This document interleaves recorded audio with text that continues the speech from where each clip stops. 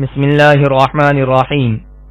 صرف 5 منٹ کا مدرسہ قرآن و حدیث کی روشنی میں 63واں دن 3 ربیع الاول۔ نمبر 1، اسلامی تاریخ۔ حضرت مریم علیہ السلام۔ حضرت مریم بنت عمران بنی اسرائیل کے ایک شریف گھرانے میں پیدا ہوئیں۔ قرآن میں 12 جگہ ان کا نام آیا ہے اور ان کے نام سے ایک مکمل سورت اللہ تعالی نے نازل فرمائی ہے۔ ان کے والد حضرت عمران بیت المقدس کے امام تھے۔ حضرت مریم علیہ السلام بچپن ہی سے بڑی نیک سیرت تھیں۔ اللہ تعالی نے اس وقت کی تمام عورتوں پر انہیں فضیلت عطا فرمائی تھی۔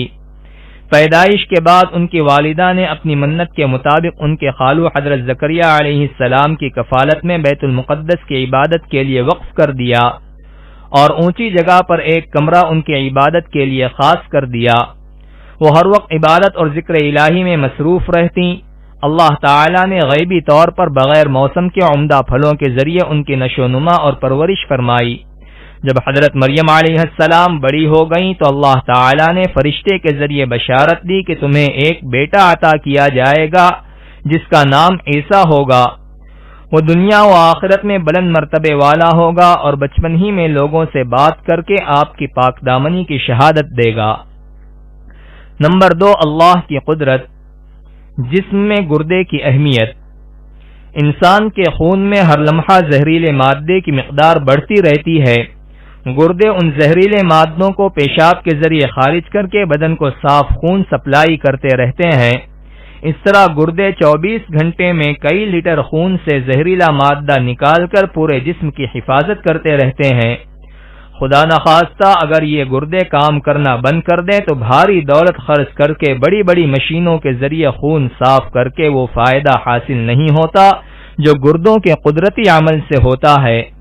گردوں کے ذریعے خون سے زہریلے مادوں کو خارج کر کے جسم انسانی کی حفاظت کرنا اللہ کی بہت بڑی قدرت ہے۔ نمبر 3، ایک فرض کے بارے میں۔ بغیر وضو کے نماز نہیں ہوتی۔ رسول اللہ صلی اللہ علیہ وسلم نے فرمایا، اسلام میں اس شخص کا کچھ بھی حصہ نہیں جو نماز نہ پڑھتا ہو، اور وضو کے بغیر نماز نہیں ہوتی۔ نمبر 4، ایک سنت کے بارے میں۔ دروازے پر سلام کرنا۔ رسول اللہ صلی اللہ علیہ وسلم جب کسی کے گھر کے دروازے پر آتے تو بالکل سامنے کھڑے نہ ہوتے بلکہ دائیں طرف یا بائیں طرف تشریف فرما ہوتے اور السلام علیکم فرماتے۔ نمبر 5، ایک اہم عمل کی فضیلت۔ اللہ کا ذکر کرنا۔ رسول اللہ صلی اللہ علیہ وسلم نے فرمایا، جو شخص صبح کو 100 مرتبہ اور شام کو 100 مرتبہ سبحان اللہ و بحمدہ پڑھے اس کے گناہوں کی مغفرت کر دی جائے گی، خواہ اس کے گناہ سمندر کے جھاگ سے زیادہ ہوں۔ نمبر 6، ایک گناہ کے بارے میں۔ مہر ادا نہ کرنا۔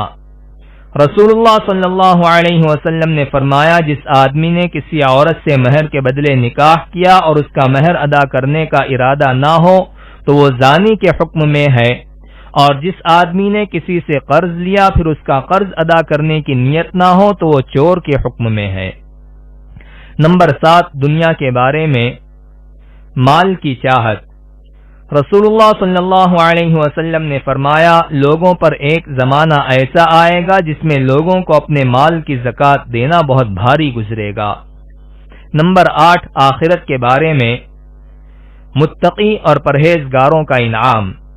قرآن میں اللہ تعالیٰ فرماتا ہے، جو لوگ پرہیزگاری اور تقوی کے پابند تھے اللہ تعالیٰ ان کو کامیابی کے ساتھ جہنم سے بچا لے گا، نہ ان کو کسی طرح کی تکلیف پہنچے گی اور نہ وہ کبھی غمگین ہوں گے۔ نمبر 9، طب نبوی سے علاج۔ مسواک کے فوائد۔